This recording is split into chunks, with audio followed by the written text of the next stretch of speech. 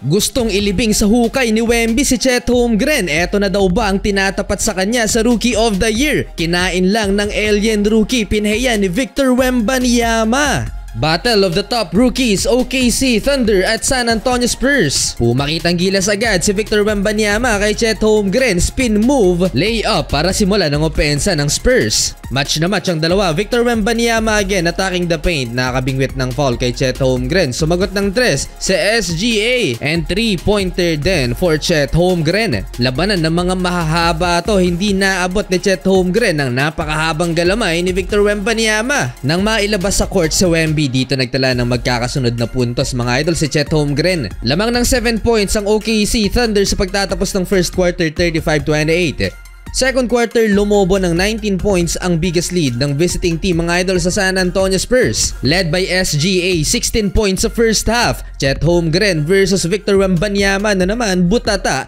ang inabot ng Thunder rookie. Eto pa, kinakain lang ni Wemby mga idol ang depensa ni Chet Holmgren. Harapan, layup ni Victor Wembanyama. Nagtala ng 11 3-pointers ang OKC Thunder sa first half kaya natambakan ng San Antonio Spurs. Kahit pa nagtala ng 13 points and 3 block shots si Victor Wembanyama. Last 3 minutes, huyu mga idol si Chet Holmgren kay Victor Wembanyama. Dumakdak mga idol si Wemby sa harap ng kanyang matinding kalaban sa Rookie of the Year. 63-52 halftime, OKC up by 11. Start of third quarter, SGA, fancy footwork and 1. Napabuhat si Shai Gilgeous-Alexander para sa OKC Thunder habang si Victor Wembanyama butata ang inabot kay Lou Dort. Parang sinampal ng bola si Wemby, bumawi naman ng alien rookie at dinakot ang bola kay Josh Giddey. Parang namimitas lang ng mangga itong si Victor Wembanyama kung depensahan ng kalaban. Eto pa, pinostehan mga idol ang mas maliit na si Jalen Williams. Easy layup for Wemby, nalate ang depensa ng Thunder. Still a double figure lead para sa Oklahoma City Thunder. Last 4 minutes, hindi pa tapos sa pamamahiya si Wembanyama kay Chet Holmgren. Eto na daw ba yung Rookie of the Year na kalaban niya? Ilang beses nang napapahiya si Holmgren kay Wemby.